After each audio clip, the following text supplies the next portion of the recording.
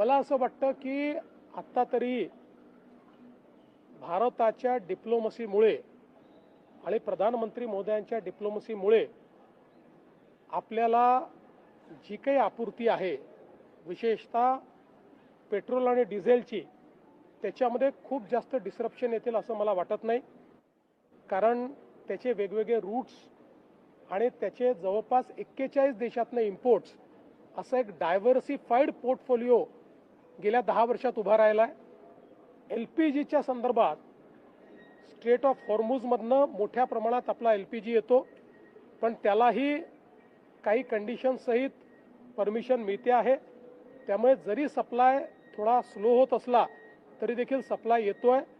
मला असं वाटतं की एक प्रकारे माननीय प्रधानमंत्री मोदयांच्या डिप्लोमसीमुळे खूप मोठे चॅलेंजेस नाही आहेत, तथापि छोटे चॅलेंजेस येतील, सप्लायचे चॅलेंजेस येतील. ते आपण त्या ठिकाणी आपल्या स्ट्रॅटेजीच्या माध्यमातून ओव्हरकम करण्याचा प्रयत्न करतोय. दिल्लीत बैठक झाल्यानंतर मुख्यमंत्र्यांनी म्हटलेलं आहे की राज्याची जो LPG आहे तो बंद होईल 3 महिन्यामध्ये आणि CNG वर आपल्याला शिफ्ट व्हावं लागेल. सरकार असं आहे नाही, असं आहे की मोठ्या प्रमाणात आपल्याकडे PNGचं काम हे सगळ्या शहरांमध्ये होत आहे.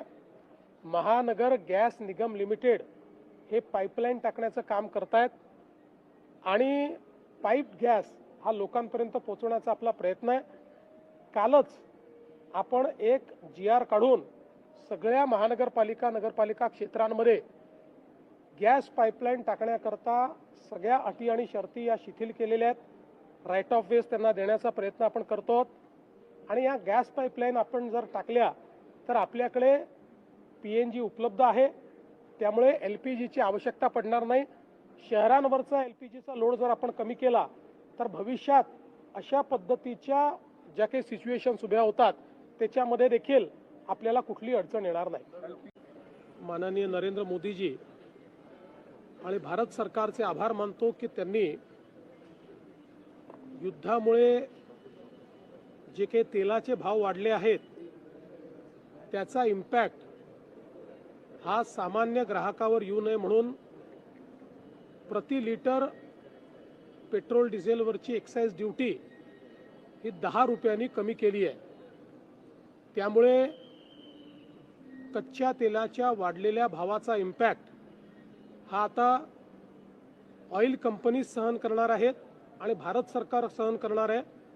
त्यामुळे सामान्य ग्राहकाला अधिकच्या दरात पेट्रोल डिझेल घ्यावं लागणार नाही.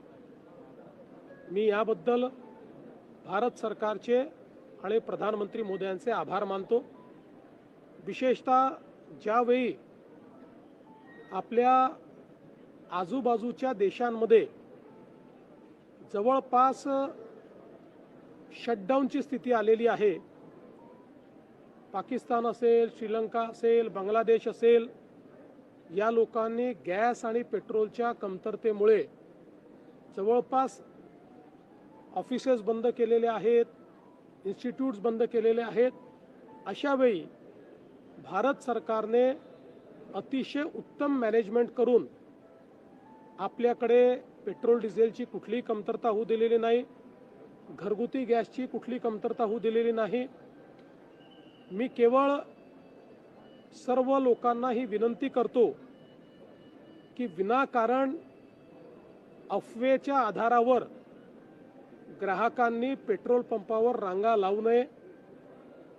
आपल्याकडे 1 महिन्याचा पेट्रोल डिझेलचा पूर्ण स्टॉक या ठिकाणी आहे, पण विनाकारण जर पेट्रोल जास्तीचं भरून घेतलं, रांगा लावल्या, तर त्यातनं सप्लाय आणि डिमांडवर ताण निर्माण होतो आणि कृत्रिम टंचाई निर्माण होते.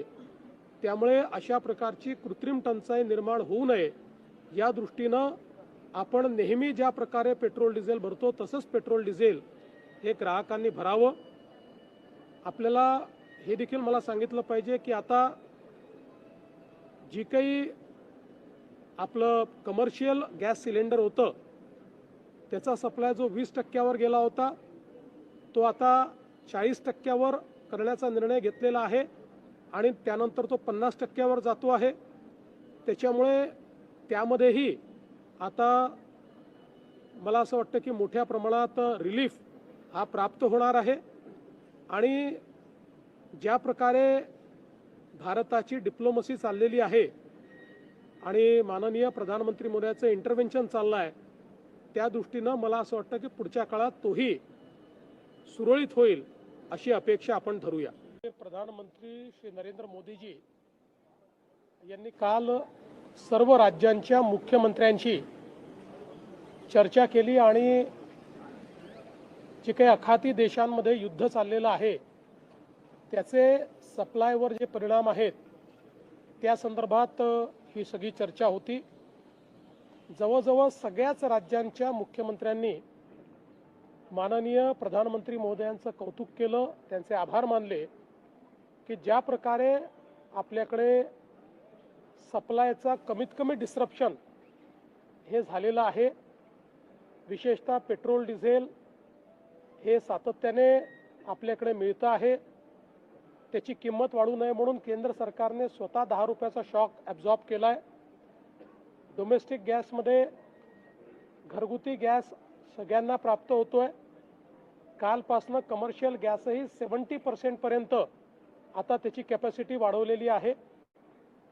त्यामुळे आपल्या आजूबाजूच्या देशांचा विचार करता सगळ्या देशांमध्ये काही ना काही त्या ठिकाणी मोठं डिस्रप्शन झालं आहे. बऱ्याच गोष्टी बंद झाल्या आहेत, त्या भारतामध्ये झाल्या नाहीत. माननीय प्रधानमंत्री मोदयांनी देखील या संदर्भातली लॉंग टर्म स्ट्रॅटेजी सांगितली आणि विशेषतः 2 गोष्टी या त्यांनी सांगितल्या की जाणीवपूर्वक काही लोक आपल्या देशामध्ये संभ्रम पसरवत आहेत. तो संभ्रम पसरू देऊ नये. लॉकडाऊन लागेल वगैरे असल्या गोष्टी सांगितल्या जात आहेत. लॉकडाऊन बिलकुल लागणार नाही आहे. असल्या गोष्टी पसरवणारे हे अक्षरशः एक प्रकारे देशद्रोह करतायत आणि म्हणून माझं मत आहे की अशा पद्धतीनं खोट्या बातम्या पसरवणाऱ्यांवर कडक कारवाई हे आम्ही देखील करणार आहोत. प्रधानमंत्री महोदयांच्या ॲश्युरन्स नंतर मला हा विश्वास आहे की भारताने ही परिस्थिती टॅकल करण्याकरता जे काही उपाययोजना केलेल्या आहेत त्यामुळे आपल्या सर्वांचं जे काही जीवन आहे हे कमीत कमी अफेक्ट होईल अशा पद्धतीनं पुढेही ही सगळी स्ट्रॅटेजी तयार केली आहे. आज 150 दिवसाचा जो कार्यक्रम महाराष्ट्र सरकारने हातामध्ये घेतला होता त्या कार्यक्रमाचं समापन म्हणून त्या सगळ्या कार्यक्रमामध्ये विशेषतः ई गव्हर्नन्समध्ये ज्या ज्या लोकांनी उत्तम काम केलं त्यांना आम्ही पुरस्कार दिलेले आहेत. उत्तम डिपार्टमेंट्स, उत्तम सेक्रेटरीज, उत्तम कमिशनर्स, उत्तम पोलीस कमिशनर्स, उत्तम एसपीज, त्याचप्रमाणे वेगवेगळे कमिशनरेट्स, अशा सगळ्या कॅटेगरीजमध्ये ज्यांनी चांगलं काम केलं आहे त्यांचा आज आम्ही सत्कार केलेला आहे. विशेषतः HR क्षेत्रामध्ये या 150 दिवसामध्ये खूप चांगलं काम झालेलं आहे. जवळपास सगळ्या विभागाचे नवीन आकृतीबंध तयार झालेले आहेत. रिक्रुटमेंट रूल्स नव्याने तयार झालेले आहेत. HR सिस्टीम्स उभ्या राहिल्या आहेत. 40,000 लोकांचं प्रमोशन हे आपण त्यानिमित्ताने करू शकलेलो आहे आणि आपण विशेषतः जे काही आपल्या गव्हर्नमेंट प्रोसेसेसचं रिइंजिनिअरिंग केलं आहे त्यामुळे लोकांना लागणाऱ्या ज्या 90% सेवा आहेत त्या सेवांमध्ये आता आपण अर्जामधल्या फील्ड्स 40% कमी केल्या आहेत. डॉक्युमेंट्स 50% कमी केले आहेत. त्याला लागणारा वेळ हा अगदी नगण्य केलेला आहे आणि हे कार्य आपलं असंच चालू राहणार आहे आणि म्हणूनच आज या सगळ्या आमच्या चांगलं काम करणाऱ्या अधिकाऱ्यांचा सत्कार आपण केलेला आहे. आज जो आपला पल्स मेडिकल कॉन्क्लेव्ह आहे याच्यामध्ये रायगडमध्ये रामकीसोबत आपण जो काही बल्क ड्रग पार्क आणि लाईफ सायन्सेस हब तयार करतोय त्या संदर्भात एक राऊंड टेबल झाला. आपल्या त्या ठिकाणच्या प्लग अँड प्ले इन्फ्रास्ट्रक्चरची माहिती आपण दिली. पोटेन्शियल इन्व्हेस्टर जे आहेत त्यांच्या काय मागण्या आहेत त्या आपण समजून घेतल्या, त्यांच्याशी आपण चर्चा केली आणि देशातला एक अत्यंत आधुनिक अशा प्रकारचा बल्क ड्रग पार्क आणि लाईफ सायन्सेस हब हा आपण आता त्या ठिकाणी सुरू करणार आहोत. यासोबत पल्सच्या निमित्ताने काही स्ट्रॅटेजिक MOUs, काही इन्व्हेस्टमेंट MOUs या क्षेत्रामध्ये आज झालेले आहेत आणि त्यामुळे या क्षेत्रामध्ये निश्चितपणे महाराष्ट्राला प्रगती करता येईल.